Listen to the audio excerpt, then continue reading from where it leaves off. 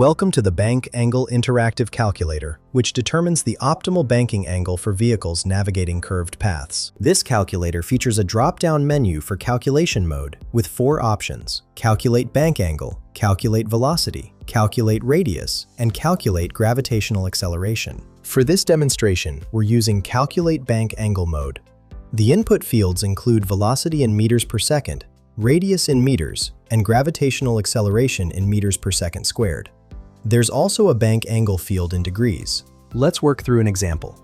With a velocity of 25 meters per second, a radius of 150 meters, and gravitational acceleration at 9.81 meters per second squared, clicking Calculate gives us these results. The bank angle equals 23.01 degrees or 0.4016 radians.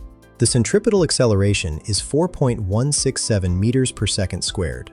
The lateral force factor shows 0.425 g, indicating the sideways force as a fraction of gravity. Finally, the critical velocity of 38.36 meters per second represents the maximum safe speed for this curve without banking. These calculations help engineers design safer roads, racetracks, and transportation systems.